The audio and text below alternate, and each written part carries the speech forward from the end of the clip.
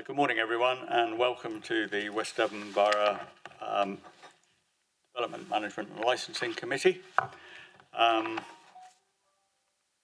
We've got 2 applications to look at today, but before we do that, I'll just ask committee members and officers to briefly introduce themselves for those that are watching the live stream. I am Councillor Rick Cheadle, representing Buckland Monacorum, and I chair the committee.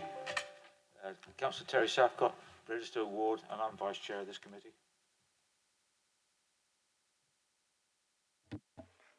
Cathy Hoare, I'm Democratic Services Officer for West Devon.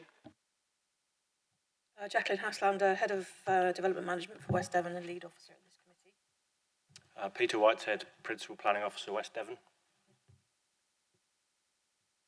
Ursula Mann, Tavistock North. Councillor Patrick Kimber from Hatherley, one of the 2 councillors in Hatherley Ward. Alistair Cunningham, Buckland Monacorum Ward. Sam Wakeham, Hatherley. Steve Guthrie, Drew Stainton Ward. Good morning, Jeff Moody from Tavistock North. Councillor Mandy Ewings, representing Tavistock South West Ward and the Leader of the Council. Good morning, Councillor Neil Jory from Milton Ford Ward. Thank you very much. So on with the agenda. First item is apologies for absence. I have an apology from Councillor Leach, who has a hospital appointment, and Councillor Ewings is substituting for him. I have no other. Also, Councillor Mott and Councillor Kimber is substituting for her. Thank you, Chair. Substituting Caroline. Oh, right. Okay. Councillor Kimber substituting for Councillor Mott. Declarations of interest. In accordance with the Code of Conduct, members are invited to declare any disclosable pecuniary interests, other registrable interests and non-registrable interests, including the nature and extent of such interests, should they may have in any items to be considered at this meeting. Does anyone have any interests they wish to declare? Nope. Well, if it occurs to you as we go through the meeting, please let us know. Items requiring urgent attention. I have had none advised to me. So we've moved to item 4, which is the confirmation of the minutes. I have one item I wanted to just make you aware of. At the last committee meeting, the application on Whitchurch Road, it was decided that although the application was approved by the committee, the conditions would be agreed by the Head of Development Management, Chair of this committee and Vice Chair. I wasn't at the meeting because I was abroad, and therefore I asked the legal officer whether, because I wasn't at the meeting, didn't take part in the meeting, it was appropriate for me to be one of the 3 setting the conditions. I've had advice from the legal officer that it is, and I have watched the live stream, so I'm well aware of the debate that took place, who said what. On that subject, just to address one other question of why the conditions have not been issued some 4 weeks from the meeting, there was a piece of information required from the applicant, which I'm not sure whether it's actually been received yet or not, but it's required before the conditions can be set. Okay, that's all I had on the Councillor Mann. Thank you. I just wanted to raise on the minutes that I know that I was told at the time during the meeting that it wasn't the place to raise it, but that the applicant had been waiting for more than 10 months for this decision to come through. And I think that's relevant to the length of time it takes for the conditions as well. And I'd like to raise it here just because what I'd like to suggest is that we should be looking at not just major development applications, but the performance indicators around how quickly we're looking at householder applications as well. And I think that is not in the minutes, that was raised as part of the meeting. Mr. Fairbairn, would you like to comment on that? Yeah, thank you, Chairman.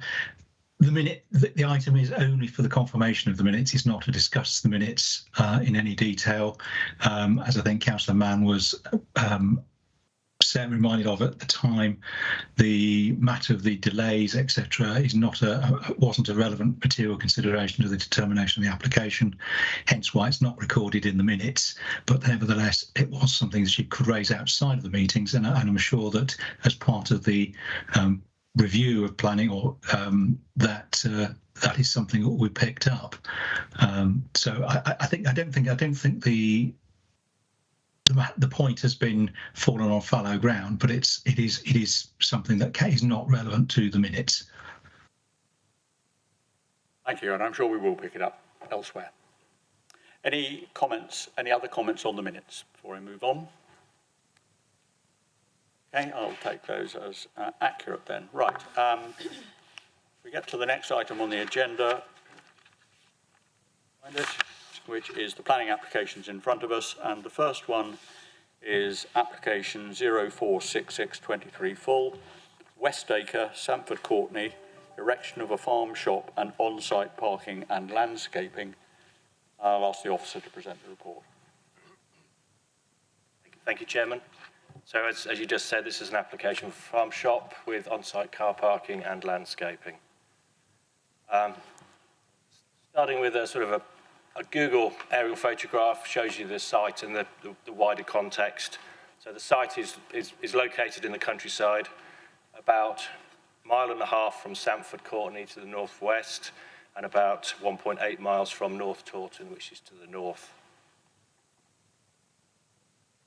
The site is triangular shaped. It's a field at the junction of the B321, B3215 and a minor lane which runs to the east. The applicant's property, Westacre, is visible to the east on the opposite side of the road.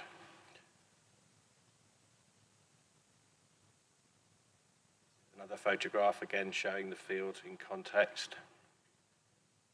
This is the submitted location plan, and you'll see that the development proposed in this application is towards the west side of the field. This is a better view of the development itself. So if you look at this, we can see that the application proposes an access, or the improvement of an existing access off the B3215, running off the road there, with an area of 12 car parking spaces, which includes some electrical charging points.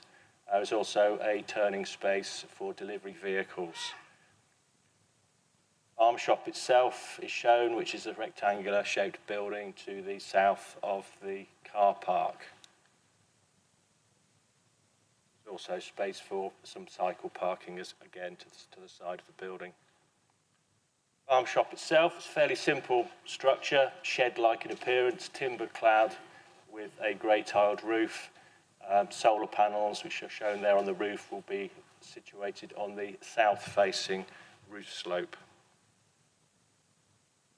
The end elevations, again, much the same, timber clad. This is the internal layout of the shop. As you can see, it's mainly open plan.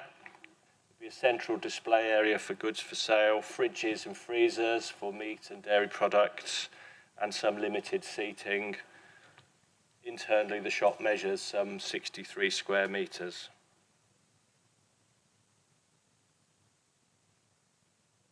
So these are photographs of the site. This is looking into the site from the 3215. This is effectively the access as it currently is. And if you can visualise it, the shop will be just to the sort of right-hand side of that photograph, with the car parking spaces in between that and the hedge. Standing in the field, again, the shop will be in the foreground with the car parking spaces to the left beside the hedge. Looking back the same direction, again, the farm shop will be in the foreground. This is looking out of the site. Again, this is the 3215. There is a railway bridge just out of sight towards the bottom, and the minor road which serves the applicant's property is just out of sight. Looking back in the other direction.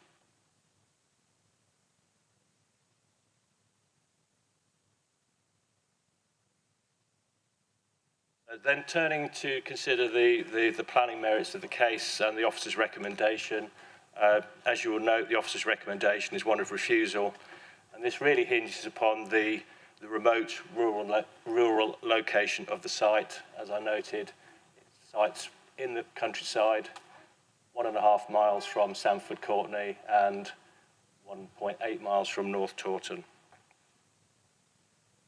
Although the applicants currently sell milk and other products directly from Westacre, our understanding is that the sales from the property are currently limited, the bulk of the produce being sold directly to local shops, restaurants, pubs, or at events. So the retail space, such as it is at Westacre, is very modest at the moment. Milk is sold from a fridge by the gate with an honesty box, and meat and other products, I believe, are sold from a refrigerated trailer. There is no shop or retail space as such. So what is proposed in our view is really a step change in the scale of the retail operation, and the application not only proposes to sell projects made at Westacre itself, but other goods manufactured off-site, leather goods, artwork, etc. The JLP's approach to new development is to consider the location first. Firstly, at a high level with policies SPT1, SPT2 and TTV1, and to consider whether the site is located within the settlement hierarchy. In this case, the site is situated in Tier 4, which deals with small villages, hamlets and the countryside, where development is only permitted if it can be demonstrated to support the principles of sustainable development and sustainable communities, including reference to policy TTV 26 as well. So looking at TTV 26, the site can only, in our view, reasonably be considered isolated. And this being so, TTV 26 sets out that development will only be permitted in exceptional circumstances, such as where it would meet an essential need for a rural worker to live permanently near their place of work, would secure the long-term viable use of a significant heritage asset, would cover the reuse of rural buildings or brownfield site, would secure development of truly outstanding or innovative sustainable design, or protect or enhance the character of historic assets. In our view, in this case, the development does not fall to be considered against any of these exceptional circumstances. Therefore, we consider the application contrary to those policies. There is support, as you will know, Chairman, for development in the rural economy, and we have focused on policy Dev 15 in this regard. And this does include the creation of new or extensions to existing garden centres or farm shops in the open countryside, but goes on to say that they will only be permitted if the proposed development is ancillary to and on the site of an existing horticultural business or farming operation, and provided that 75% of the goods sold will be produced within the immediate and adjoining parishes. However, the support of any application against policy Dev 15 is conditional upon the suitability of the location and access by sustainable modes of transport, including walking, cycling and public transport.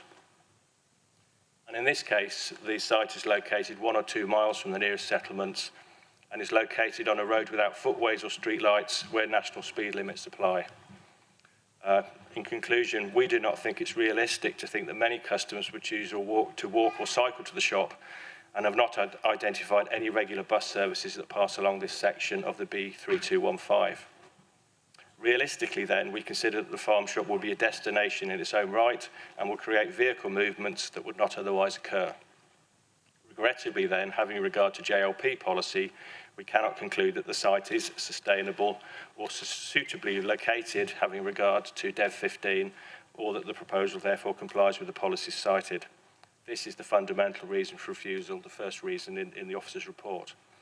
The second reason for refusal stems from the isolated location of the building in relation to the other farm buildings at Westacre, and the impact of the proposal upon the unspoilt character and appearance of the location, of the open countryside, the harm being unjustified given the first reason for refusal.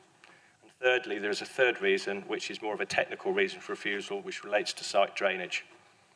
JLP policy on drainage takes a hierarchical approach to drainage, seeking to rule out such solutions before accepting soakaways and such like. In this case, the application proposes a soakaway without ruling out above-ground attenuation ponds or other more sustainable means of drainage, which would have a biodiversity benefit. Had the application been otherwise acceptable, we would have sought such a solution here, as prima facie the site is large enough to offer scope for such. Thank you. Thank you very much. We have 3 speakers for this application.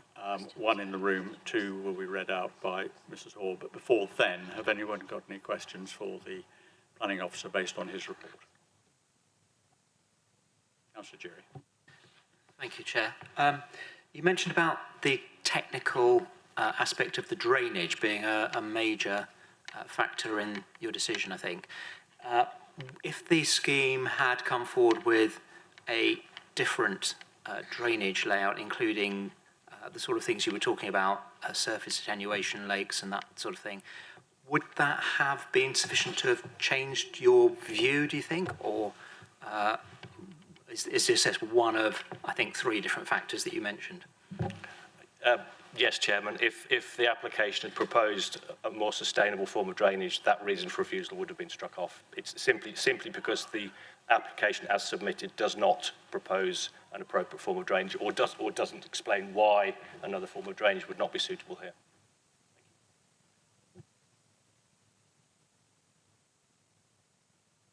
Councillor Hughes, have you got a question? Yes, I do. Thank you, Mr. Chairman. Could we just point out, because I'm not sure which road I'm on, I think I know, but is this road and this site anywhere near where the Oakhampton railway station is going to be? No, I'm on the wrong road. You're fine. No, it's all right. I know where it is now. In my head. Thank you, Chair. Just want to ask the officer, are there any footpaths and cycle paths adjacent to this site?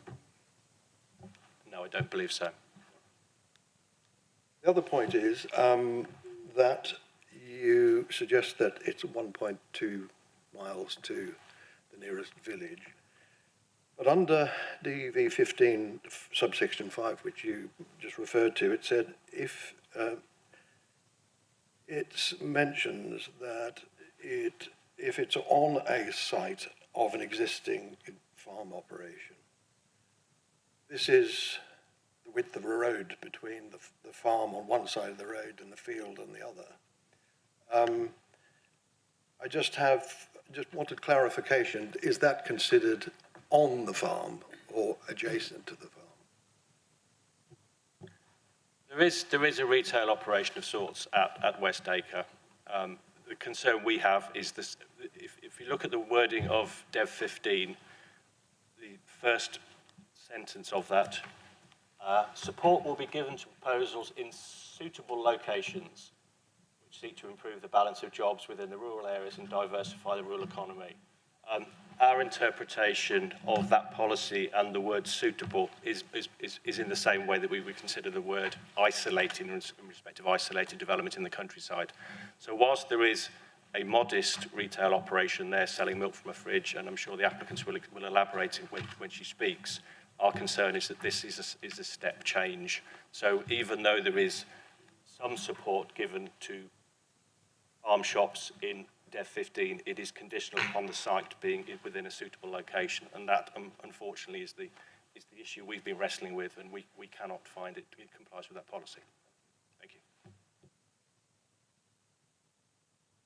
Any other questions for the officer before we move on to other speakers? Councillor Ewens. The officer referred to that there's no regular bus service that goes by, but within the report there is, and I think it says the applicants would ask, that the bus stops near to there, and I can't find exactly where. I've just read it.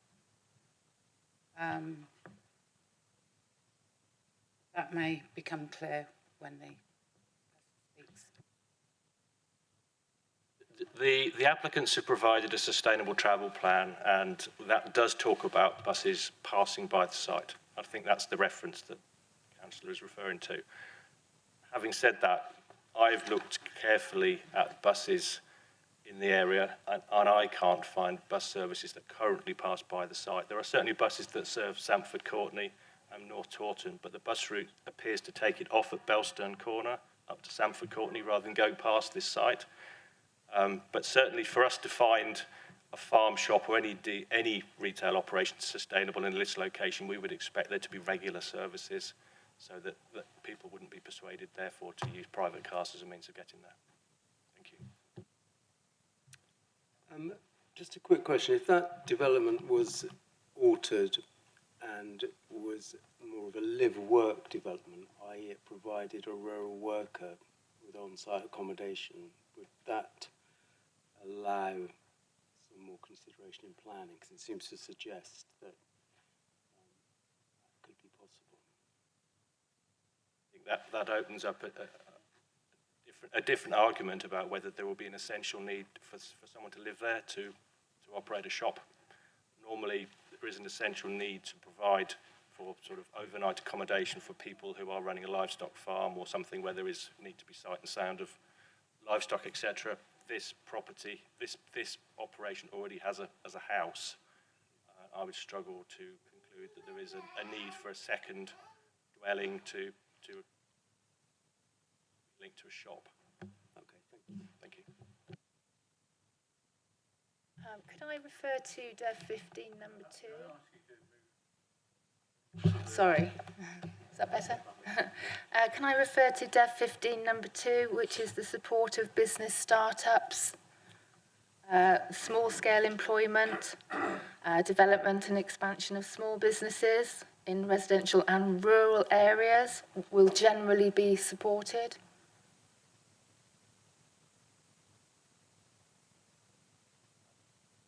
Chairman, yes. I mean, the policy does allow all sorts of different opportunities in rural areas, but as I say, the starting point of the policy is the suitability of the location, and that is what we've judged it against. There are various. The first sentence of the policy. Sorry, I haven't got it in front of me. Support will be given to proposals in suitable locations. So every one of those criteria is judged against the suitability of the location, and that is the crunch in our view. Is this a suitable location for this proposal to be situated? That is the reason for refusal. It's based on our conclusion it is not a suitable location having regard to this policy and TTV 26.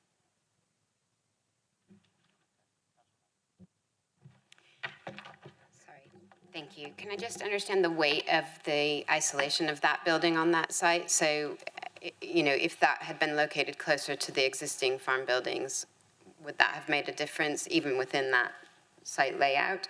I'm just not clear on, like, how close you have to be.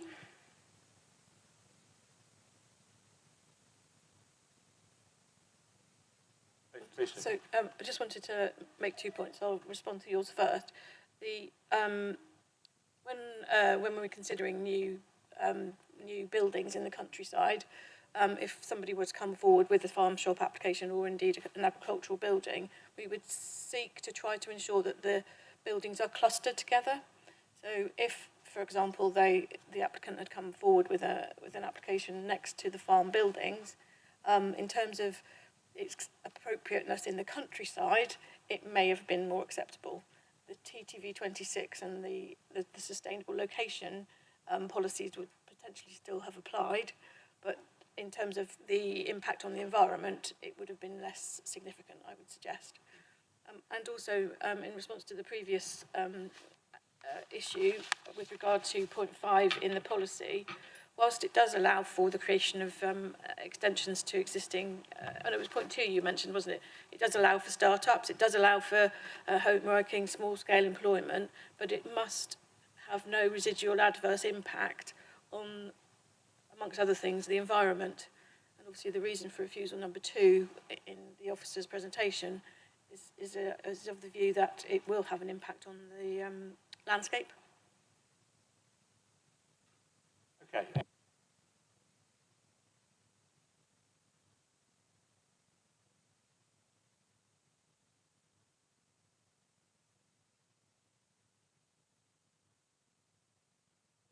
I have here Mrs. Bullingham. Would you like to come over and join us?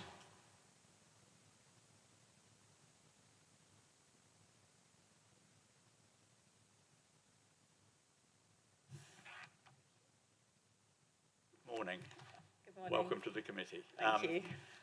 You have 3 minutes available to you to say whatever you want to, and then the committee can ask you questions based on what you've said. So in your own time, and when you're ready, off you go. Is this on now, yeah? Yeah. This is on, okay. Okay, so my name's Gemma. My husband, Sam, and I, we run Tor River Dairy. We farm regeneratively in a nature-friendly way, and we've built up a strong local following over the last 6 years for our food and the products that we produce via our sustainable farming methods. We live at Westacre with our young family, and we're tenant farmers at Rowden Manor Farm, which is just up the road. We live locally, we shop locally, our kids go to the local school.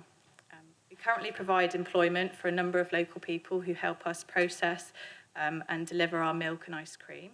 And this would obviously increase with a proposed farm shop, be able to offer more employment to local people. Currently, we have an Honesty Shop shed on our driveway at Westacre, where we sell our milk in reusable glass bottles, our ice cream in biodegradable packaging, our grass-fed beef, pork, and logs and kindling that we've produced from the farm. This is situated on our driveway at Westacre, and we've seen a huge increase in footfall to the shop over the recent years. The next step for us is to open a farm shop to ensure the viability of our business in the future and to provide a safe outlet for our customers to purchase our produce. We've been lucky enough to acquire the land adjacent to Westacre to allow us to do this safely and sustainably. Our current situation is accessed via a really nasty blind corner junction down by the railway bridge. And our new proposal will allow us for our customers to access us directly from the B3215, which is safer and has been favoured by the Highways Authority, who have come out to visit us. And as well as this, we've had a pre-planning application meeting where it was advised that it was sensible to move traffic away from this junction. The access point on the B3215 is on bus routes, which can be flagged down when they're passing by people wanting to use those services. And it's also on a popular cycle route. Our application includes cycle storage facilities and multiple electric car charging points. We as a business are really passionate about the climate and sustainability, and we're already using an electric van ourselves for our milk deliveries. The site's not isolated. It's surrounded by numerous residential properties, including our home at Westacre, our neighbours at Tor Cottage, the Green Slade properties, as well as polytunnels along the far side of the boundary up by Northwick. Our business ethos is focused on being as environmentally friendly as possible and is an absolute priority in the development of our farm shop. It'll be clad with wood from our own farm, as well as using solar panels for our energy. There were comments about drainage, and what we put in our plan was what was proposed by our planning consultant. I'm not an expert in that at all, so we're totally happy to be guided by whoever is the expert to have the most suitable system for our site. We are so passionate about creating this outlet to connect consumers with how their food's been produced, and we really would love to have this opportunity to allow our business to grow. Thank you. There you go. Questions for Mrs. Bullingham from the committee? That's what I'd like to say, great job that you're doing, that everybody's wanting people to regeneratively farm.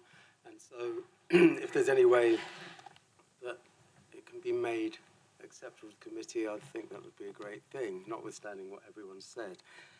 Looking at the site map and the fact that the real main consideration is having a piece of isolated, inverted commas, countryside that the building will be on. If we looked at the slide previously that showed the plan on site, could it not have access in that far triangular corner, which makes it safe away from the junction?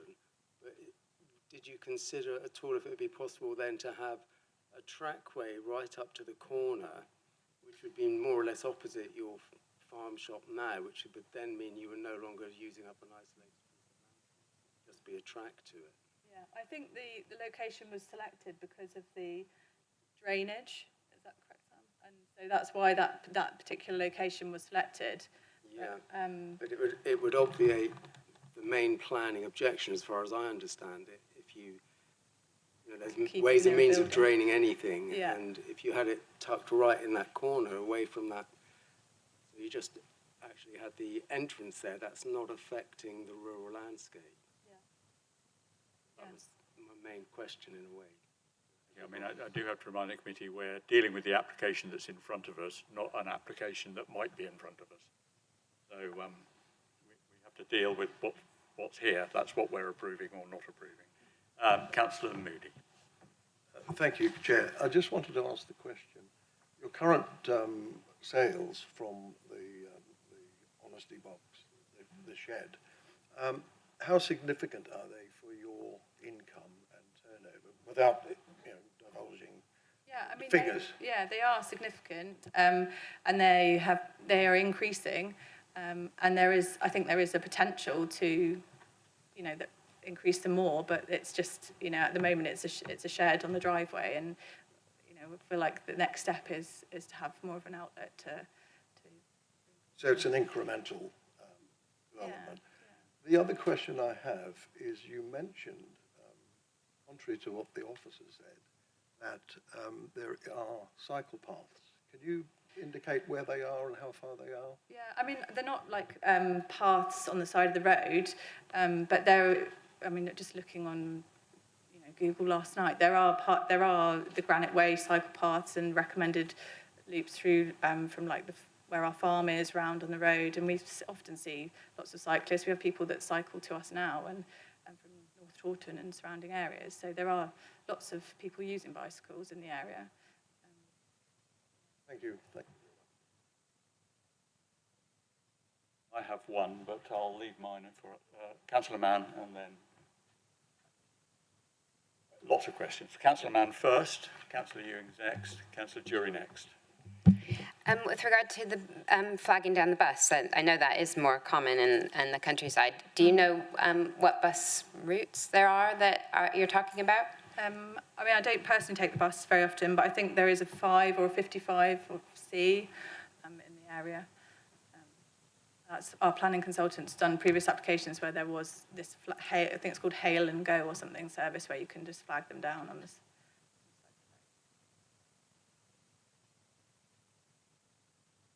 If we could go to the next slide, please.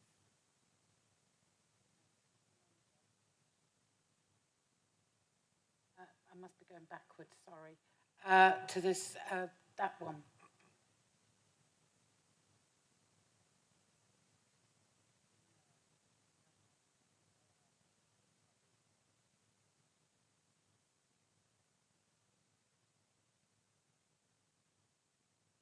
This one.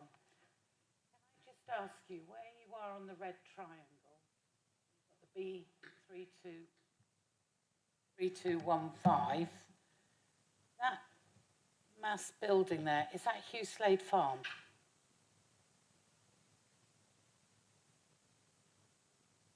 Up, yeah. That's on the junction, just up from the junction to take you onto the A3072.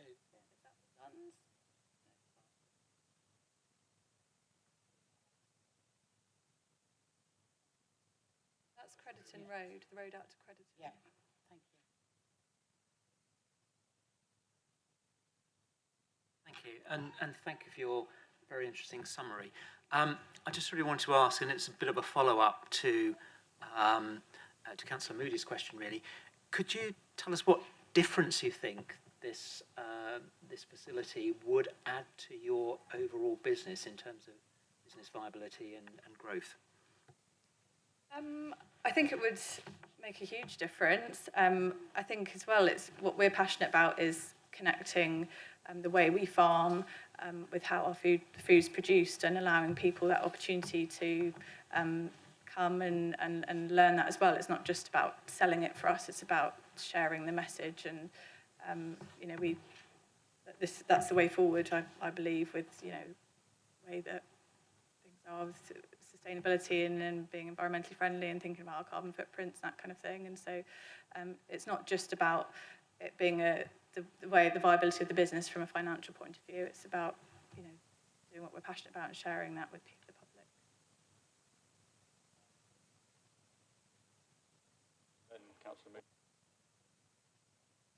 Just a quick technical question.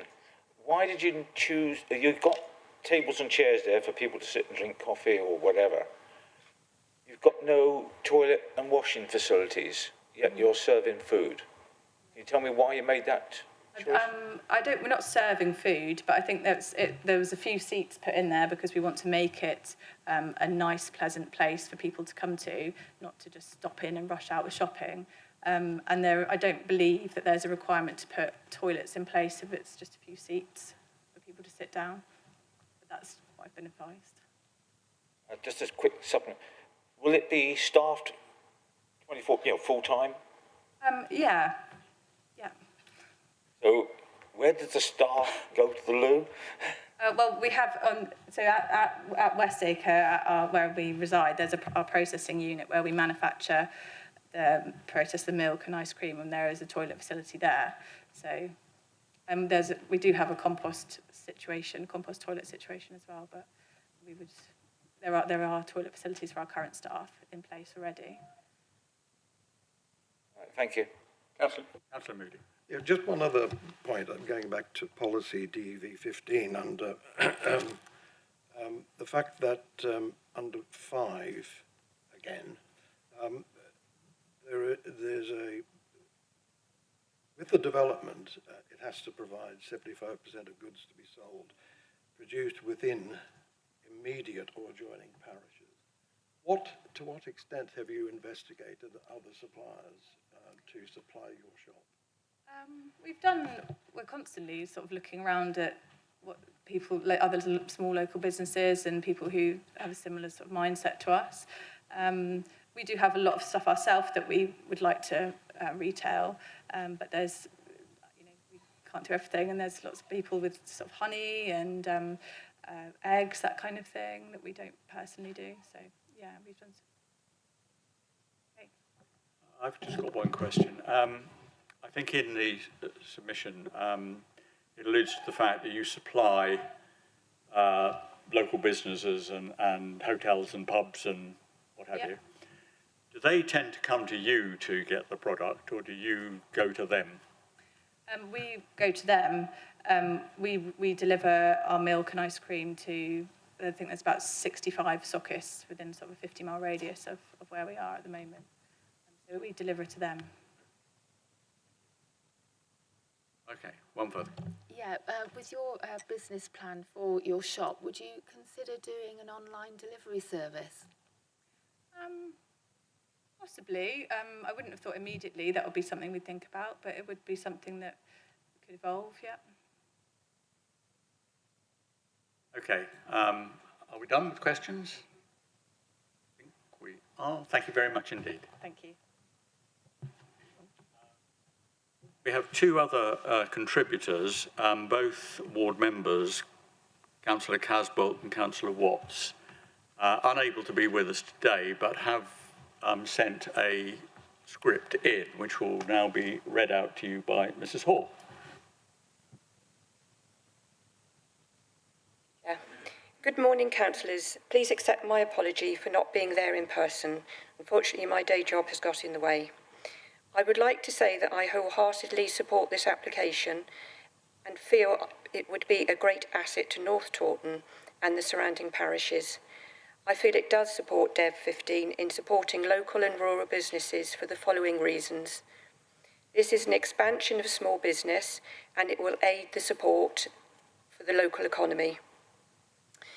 The expansion is both appropriate and proportionate for existing employment and growth. There are no existing buildings that are suitable. The proposed site is part of the existing farm.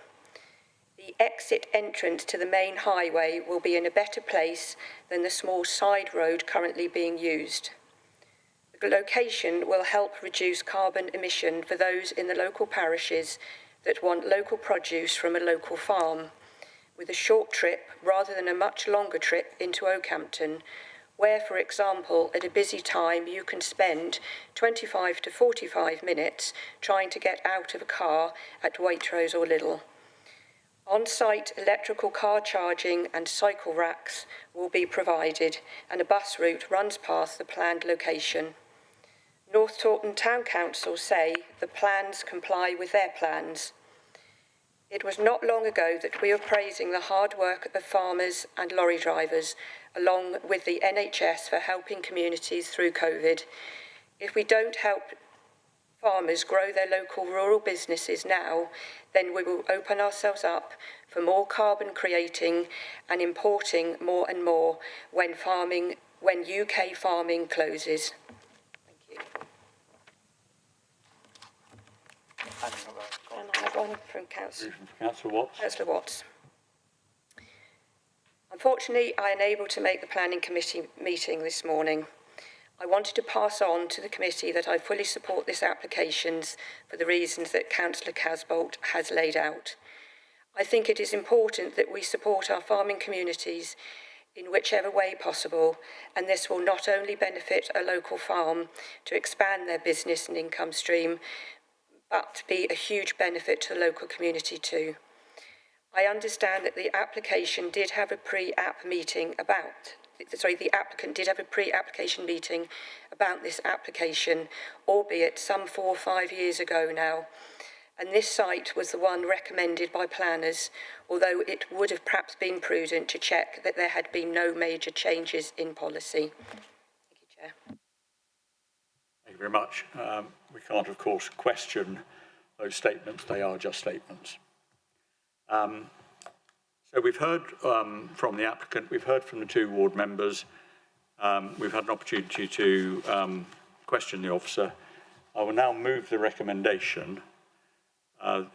This, of course, does not determine the outcome of the application. It simply moves the debate, moves us into debate, whereupon, when we've finished that, we will vote on the application. So the application, I move the application for refusal. Do I have a seconder? I'd like to second that, Mr. Chairman. Thank you. We're now in debate. Who would like to start? Councillor Guthrie. Notwithstanding my inappropriate details about that application, but about the idea of, in principle, it's conforming to a lot of things that we would all like to support, I think, in this council. And if it's allowable to say so, a caveat that, in principle, if it met all the other requirements we'd like to support, if it was moved closer to the site of the other farm buildings, would this committee feel free to support it? As I said earlier, we're looking at the application that's in front of us, not the application you might wish to be in front of us. Councillor Kimber. Thank you, Chair. I remember sitting in this room discussing Dev 15 as it was being created, and to my mind, this application is exactly why we created the policy, allowing a farm business to diversify and thrive in more isolated locations. And I can't imagine many farming businesses having a more suitable location than this one. I mean, as you know, farms are generally away from towns and A or B roads. And just across the valley, we have Arla Foods, Tall Valley Creamery, which is a massive factory. We also have the Vital Pet Group distribution centre and an industrial estate a few hundred yards down the road. So this doesn't feel isolated to a layman. In Hatherley, we have a farm shop a mile out of town, and we regularly shop there, which saves a much longer trip to the local supermarket. And I think if we approve this application, then I'd expect overall food miles and private car use to reduce, because people will be going there rather than travelling further away. Just like to say something about cycling. The route from North Taunton is as safe as any other route in the area. I mean, I'd happily cycle there from North Taunton or Sandford Courtenay, although I am a bit mad. It is a cycle route I would use to get to Northwick Research Centre or South Taunton. It's a safe road through. And just to say finally, this business has an excellent long-term reputation in the community. And I fully support the environmental and educational work they do as a business. And I'd welcome the opportunity to support their work further by purchasing their products more often. And also the proposal will keep money within the local economy. So that's the points I'd like to make. Thank you. Thank you. Any other contributors? Councillor Ewan. I won't be supporting the proposal as it stands now. I would like to see it approved. I think to have a young family of farmers wanting to come forward in a regenerative way with the work that I can see that they do with showing children round and families round the farm and everything. I just think this is what is being asked for. The only thing I would ask, if we were to put it forward, is about the sustainable drainage system being condition number 1. Because I don't know when you went to see the farm, Mr. Whitehead, but the fields are very wet that you could see on the day. Yes, if you went this weekend, last weekend, yes, I could understand it, but I don't know when you went. I was trying to sort of look at the meadow flowers to see if there was an idea, but it was pretty wet when you went there. So I would be delighted to support this venture for this young family who are wanting to come into farming. There are not many people who are wanting to come into farming, particularly to do it in a regenerative way. There's a lot of farmers now coming round to the regenerative way of farming with blocking off sections of fields so that your cattle are outside all year round, although they have jerseys and they're a bit softer, so they might have to be indoors anyway. They're not hardy cows, really. But yes, so I would like to support this application. Councillor Jury. Thank you, Chair. I find myself agreeing with a lot of things that have been said by others on this committee, and also find it a little bit frustrating, I think, that as a council on the one hand, and I say this firmly with my economy hat on, we are setting out policies to support rural businesses, to encourage farmers. We've been successful in acquiring funding from the UK Shared Prosperity Fund and the Rural England Prosperity Fund, which are all about agri-tech and all about helping businesses, farm businesses, to diversify. The government policy is all about stewardship, but also diversification of farms. And in this situation, this seems to be what a farmer is trying to do. I note the information about Dev 15, and I share Councillor Kimber's views on that I think as a council we were not expecting Dev 15 to be something that would stand in the way of this type of proposal. I find it a bit frustrating that Dev 15 consists of a number of quite objective requirements which are listed, but that the overriding caveat seems to be a decision as to whether the site itself is suitable or not. And I'm really intrigued as to what goes into that seemingly quite subjective view as to what makes it suitable. I do have some concerns about the technical aspect of the drainage, and I wonder if there's anything that we might suggest in that respect or ask for that to be reconsidered. But generally, I find myself looking at this proposal and thinking that it's something that supports our overall objective of helping farms to diversify, helping rural businesses to prosper, and putting people back in contact with their food. And I think the fact that you can get a farm that could build a business that will sell food at a price that both suits the producer and suits the local residents is a good thing and is to be welcomed. And I can also see that perhaps there will be fewer miles driven because people locally will go to the farm shop as we do for our milk and eggs and bread and other staples, rather than taking a longer trip into Oakhampton. So, yeah, I'm finding myself a bit conflicted at the moment, but generally I would like to be in a position to support this type of proposal. you. Any other comments from the committee? I just have my own thoughts on this, and I think I echo some of the ones I've heard today. Were this an application for making widgets, then I would have no hesitation in refusing it. It's the wrong place for a widget factory. But I can't think of where a farm shop ought to be other than near a farm.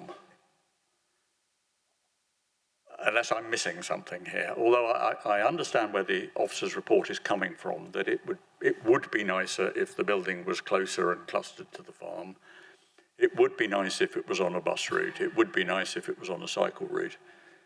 But I think I share Councillor Jury's view that another important part of our work in bringing forward the joint local plan was to help the farming community diversify. And I feel if we don't do that, we're sending out mixed messages.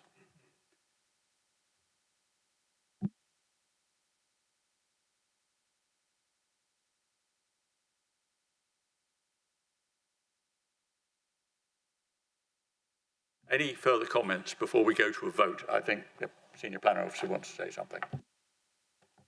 Yes, thank you, Chair. I just want to remind members that we, or you, are reminded that you need to consider the development against our planning policies. Now, our planning policies, as the officer has explained, indicate that this proposal is contrary to them. Now, of course, it is your role and it is your right to disagree with that, which you clearly are. But I would remind you that if that's the case, I'd like you to tell me the reasons why you disagree with the policy, or disagree with the recommendation, and support that with the policies you think it does comply with.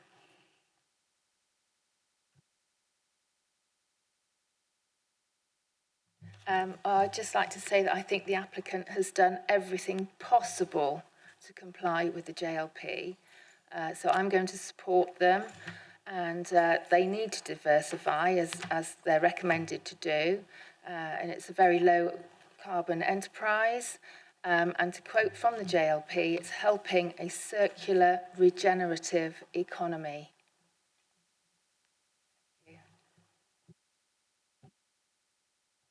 Any other comments from the committee? Councillor Kimber.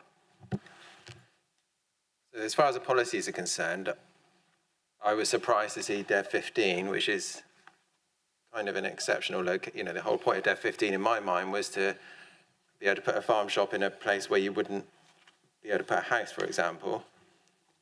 So it's the balance between the two policies. I wasn't expecting the sustainable location to be linked to the Dev 15 policy. Does that make any sense? I could understand why you might think that, absolutely. But what I'd like to also remind members is that our starting point are the SBT policies, and they establish whether or not an application is sustainable or not.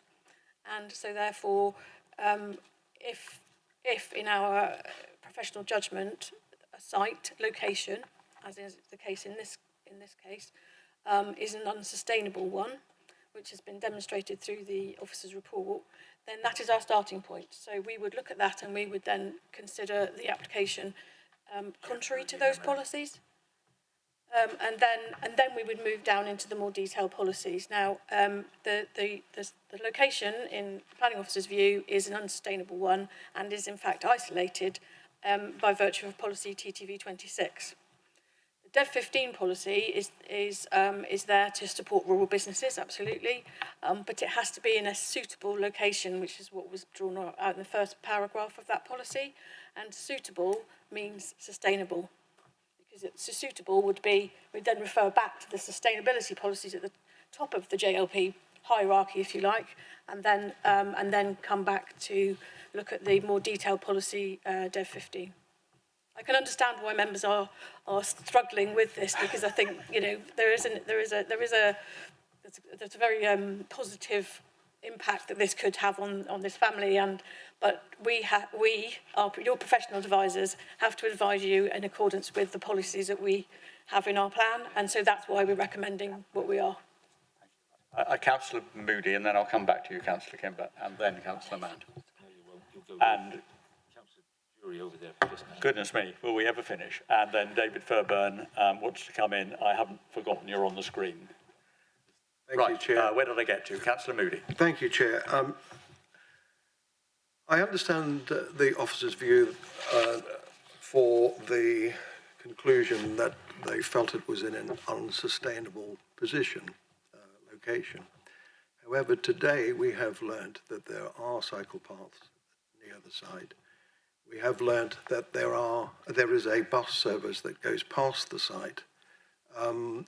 Therefore, I would conclude from that the site is sustainable.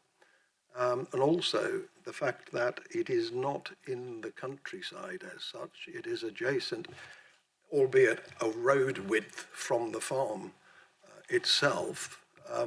It's not in an isolated location. So how that affects the policies, I'd say that it is sustainable based on the information that we've been given. Well, we're in discussion. That's an argument you must wrestle with yourself. Who was next? Councillor Jury. Thank you, Chair. Obviously note what the officers are saying, and clearly I think we've all had a look at the policies. I'm obviously not a professional, but to some extent, and I did use the word subjective earlier on, to some extent, some of the opinions that people might form from looking at the policies are by their very nature subjective. If we were to look at SPT1, for example, which I think you were asking us to do, SPT1 cites a sustainable economy where opportunities for business growth are encouraged and supported. I think that's a tick. Environmentally conscious business development takes place. I think that also holds. Strategically important economic assets are protected. I don't think that applies in this case. And a low carbon economy is promoted. And I think there are aspects of this case that do that. We're also within SPT1 looking at sustainable societies where neighbourhoods and communities have a mix of local services that meet the needs of local people. And I think this can be argued to do that. There are other aspects in there that I think don't apply, but we're surely looking at this and looking at the balance of benefit against the detriment that might be applied and coming to our own conclusions on that. So I would say that I think it's wrong to insinuate that members of the committee are not looking at the policies, not considering the policies in coming to their view. Thank you for that. I'll bring in Mr. Fairbairn, if I may. Thank you, Chairman. Clearly, I think there's a couple of things I just want to pick up on. One was to follow on from what Mrs. Houselander was saying about having regard to the development plan. The important thing is that, and I take Councillor Jury's point, I think members have had or are having regard to the policy, but I think the important thing is that when you're making this decision, you are obliged to have regard to the development plan, and where you are required to have regard to make your decision in accordance with the development plan. And that means you need to understand what the development plan means and says, and that means the specific wording of the development plan policy. Now, Dev 15 starts with saying about, so we're given proposals in suitable locations, and as you rightly say, what is meant by suitable. And one would give the wording of planning policy its ordinary meaning, or you interpret planning policy in the context of the plan as a whole and its ordinary meaning. Now, what I would say is that the lowercase text to Dev 15, which is to help understand the policy. It's not to actually say what it means, but it's to help to understand what it means. And it says that this policy provides some flexibility to enable carefully selected development outside settlements where it can be demonstrated that this could be achieved sustainably, taking into account how the proposal might reduce rural isolation, provide jobs for residents in the immediate area, reducing commuting and foster vitality without significant adverse effects on the local character and environmental quality. So suitable is being interpreted in that sense, but it's also within the hierarchy of plans, so it should be sustainable. But you can come to a view on what is sustainable. That is a matter for you as a matter of planning judgment. As Councillor Moody has said, you've heard further about bus services and cycleways, and if you take the view that that makes the site more sustainable, then so that is your prerogative. I would disagree with Councillor Moody to say that this is not an isolated location, and that if the proposal were to be moved closer to the farm buildings, it would definitely not be isolated. One could argue that if you have a dwelling in the countryside and you then put another dwelling next to it, then that second dwelling wasn't isolated. When we're talking about being in the countryside and being isolated, we're talking about being isolated from settlements. And whilst that is, strictly speaking, a question of whether or not something is a settlement and whether the proposal is functionally separate or physically separate from the settlement are matters of planning judgment. Simply moving the proposal close to the farm building would not make it less isolated. But there are a number of areas of planning judgment that you can rely on to reach a view where there is a view that is opposite to that from officers. But you must, first of all, satisfy you as among primarily that this site is a suitable location. That is the driving force behind all of this, and suitable in the context of the development plan.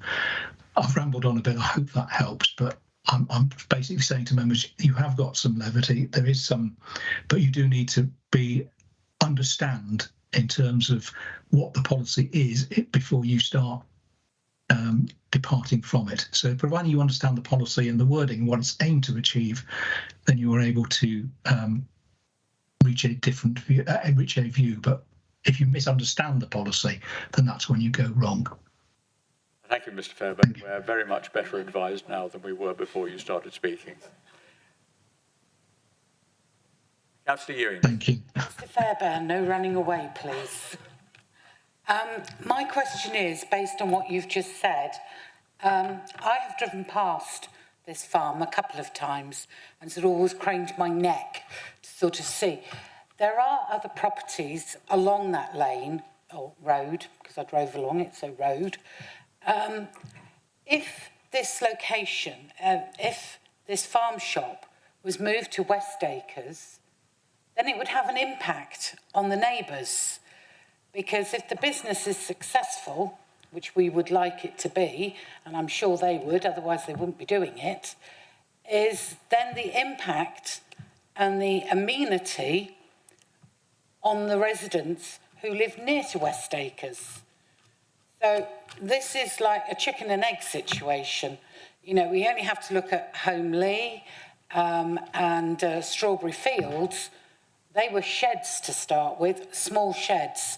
Holmley was just growing flowers from a shed. I used to go there 20 plus years ago. And now look at it. And I think this is where, if we're wanting to put it basically in the farmyard and extend a bit of what they've already got where they live, that doesn't leave room for any sort of expansion, development, or anything else. So, yes, I'm putting an opposite view on something you've said. I'm sorry. No, it's quite all right, Councillor Higgins, but what I would say is that you've quoted the example of Strawberry Fields and where that started, and I think that's the concern that officers have, is that whilst this may not become the size of Strawberry Fields, or may not be intended to be the size of Strawberry Fields, the implication is that this business will expand and therefore have some of the consequences of potentially an expanded business. So, and that will increase the number of journeys. I think that is the concern that the officers have. Well, again, I must remind us that we're looking at the application that's in front of us, not one that might be in front of us in 10 years' time. You've just taken the words out of my mouth. Something I'm very proud of doing, Councillor Moody. Did you want to come back on something? Oh yes, I just want to say sorry, Councillor Jury. In response to your comment, I wasn't implying at all that members didn't know the policies. I was just wanting to emphasise that actually that's how we make our recommendations to you, and that you should be aware of that. That was the purpose of that. Thanks. Okay, I sense we've debated this one. Councillor Mann. I'm very sorry, but I did really want to say the point, which is, for me, one of the things about the sustainability and the increase in trips that I disagree with is it's very close in proximity to the two settlements that are there, Semford Courtney and North Taunton, quite close by cycle. I mean, 1.5 miles is nothing, really. It doesn't take very long to do that. And right now, people may not cycle those routes because there's no reason to, and it is obviously open countryside and you've got all of the lanes.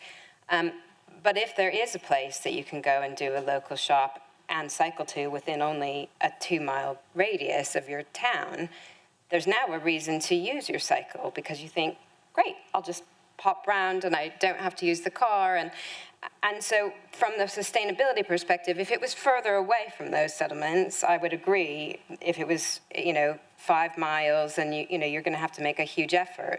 But for 1.5 miles, I think that increases the likelihood that somebody might choose a cycle over a car. So I think there's a different argument around sustainability in and of itself when you're in that close proximity to settlements. And that's why I think that it could be sustainable. As a small business, it gives you a location to cycle to. Thank you for that. I think I am going to draw stumps here. We've all had a jolly good opportunity to debate this. Want to come back? I just want to say to members that I'm very clear about what you want to do with this application, which is absolutely fine. But could you give me the policies that you think? So SPT 1, from your comment, Councillor Jury, I think that it didn't indicated that you think it meets that policy. Are there any other policies? So are you also saying that it meets Dev 15? Yep. Okay, fine. I just want to be clear, because if we get judicially reviewed on any decisions, that's what they're going to be asking. Have the committee considered the policy? So thank you for that. Right. I'm going to draw this to a vote. Just let me be absolutely clear. The officer's proposal is for refusal. All those in favour of the officer's recommendation, show. That's none, Chair. Those against the officer's proposal, show. That's unanimous. Thank you. So the application is granted. We have had a vote. Do you have to have a proposer? Yeah. You have to have a proposer and a seconder. Oh, right. Yeah, you now need to. So, a proposal to grant the application. A proposal. Chairman, we need some conditions. Hang on. Chairman.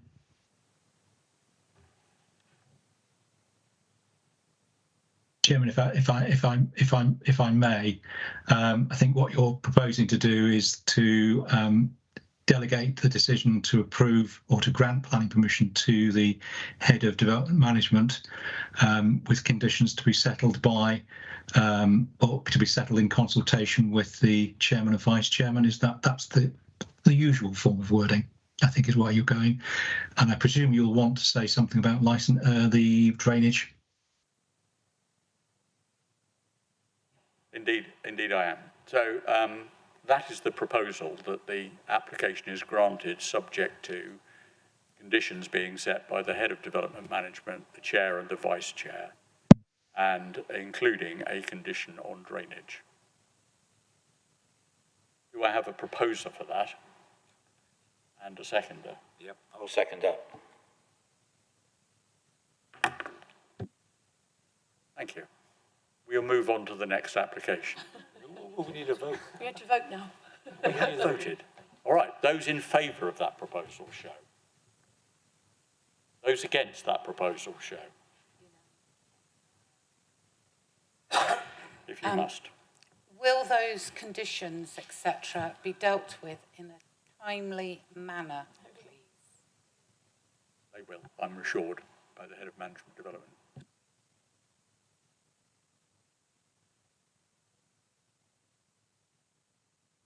We move on to the next one, which is somewhat of a retread.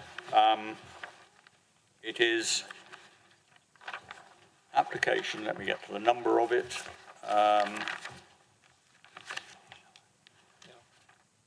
131823 full. Now, its title here is the kiosk of the bus station, because that was the title of the original application. But Head of Development Management will clarify what we are actually being asked to look at today. Thank you, Chair. Members, the reason this has come back to you to effectively reconfirm your decision is because post the last planning meeting, it was noticed, the first thing that was noticed was that actually the address of the proposed site was incorrect, in that it talked about the kiosk, the bus station, as well as 20 Plymouth Road.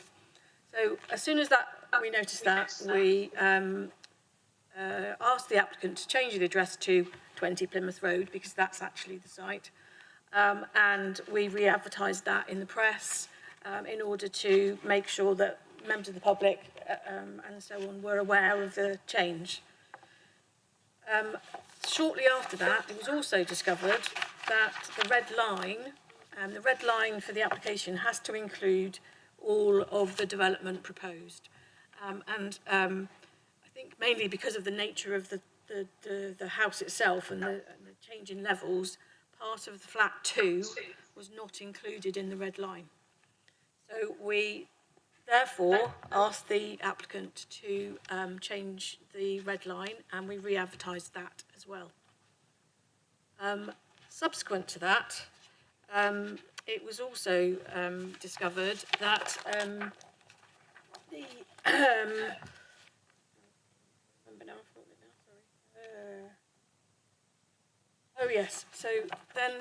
then it was discovered that the applicants who are West Devon Borough Council had mistakenly put on the application form South Hams District Council, and South Hams are not.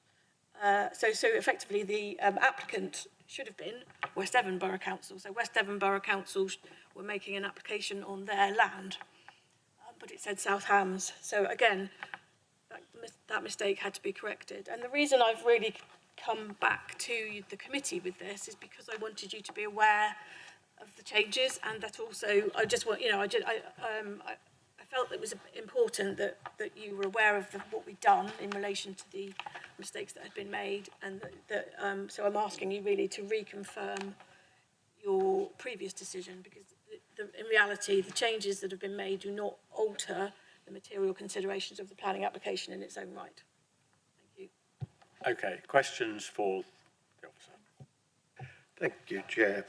The officer just said that the application has been amended to the address of 20 Plymouth Road, but on the agenda item 5B, it's still called the kiosk, the bus station. Unless there's a new one which has bypassed me.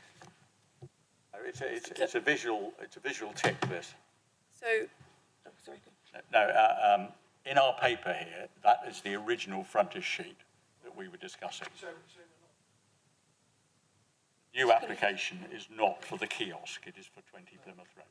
So yeah, just to clarify, what I did was I wrote the addendum element, which is on the second page of the report, to identify the changes that we'd had to deal with, but I put it on the original report. Oh, so the front page is the old report. The original report, yeah. And what we're looking at an amended front page, which we don't have a copy of.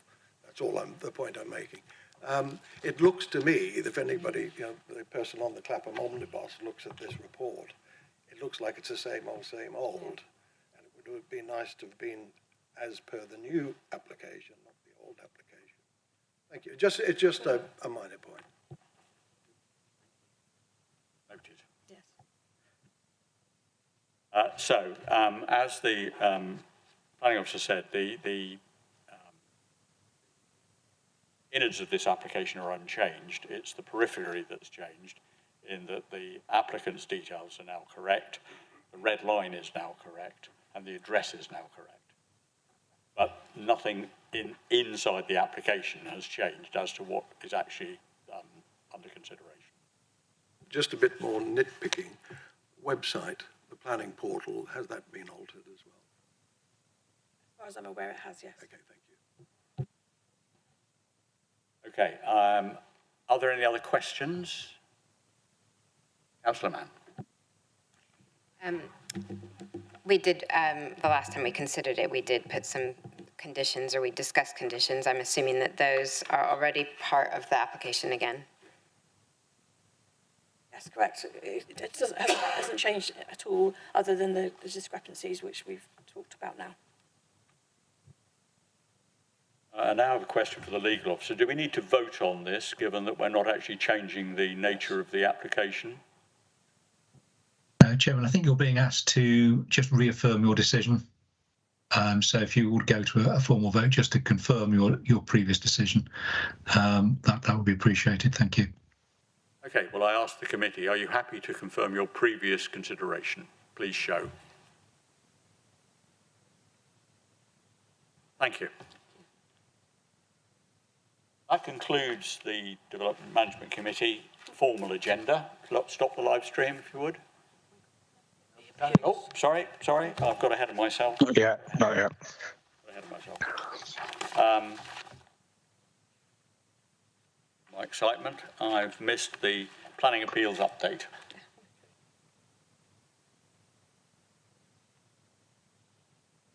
So, yeah, there are two appeals to report, sorry. There are two appeals to report on. One, 1047/22/full, which was the construction of a replacement 3 to 4 bedroom house on 49 Station Road, Beer Alston. The application was refused, and the appeal inspector noted that the main issues were the effect of the development on the character and appearance of the area, including any impacts on the Beer Alston conservation area, and whether or not the scheme would meet the carbon reduction requirements of the development plan. The inspector went along with the refusal, but interestingly, and this has happened on another recent appeal within West Devon, he did not consider the cottage to be a non-designated heritage asset, and didn't feel that the council had provided sufficient information to demonstrate that it was such.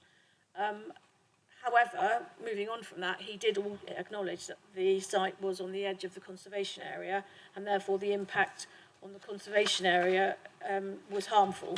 So whilst he went along with the reason for refusal, it was interesting. So we've had two inspectors now recently say that we've not, so there was no effectively any evidence or demonstration that it was a non-designated heritage asset. So I'm going to take that as a challenge to see whether or not we need to do anything, internally within the council to provide a list of non-designated heritage assets as such. So that's something I'm going to be looking at moving forward from here. Councillor Moody. Just on that point, thank you very much. Do we have to designate undesignated assets? Yeah. No, we don't. However, because we've had two recently, which were obviously considered to be such by the officer, and then an inspector has come back and questioned that, I think it's worth. There's a historic environment record, so you can actually list them within that. So it's a debate I think we need to have and to see whether or not we need to do something more positive about that. So yes, and then the carbon, The inspector also agreed that the development did not meet the carbon reduction policies in the development plan either. So both reasons for refusal were supported by the inspector in that case. The second appeal, 307222 HHO, was a householder application for proposed new storage enclosure in the back garden. This was a really interesting one because it's actually, the back garden is located over the West Devon World Heritage Site. I'm trying to think what they were called now. It's next to Weir Quay, which was used as part of the World Heritage Site, and there were some groundworks which are, intricately associated with the World Heritage Site. And this was a very small application to put a shed, and the inspector was of the view that, in the same way that the officer was, that it shouldn't be allowed because it will impact on the intrinsic character of the World Heritage Site. So it's quite a important decision in terms of the World Heritage Site, actually. Yeah. So, yeah. Okay. That's it. Yes, thank you. That's it on appeals. And then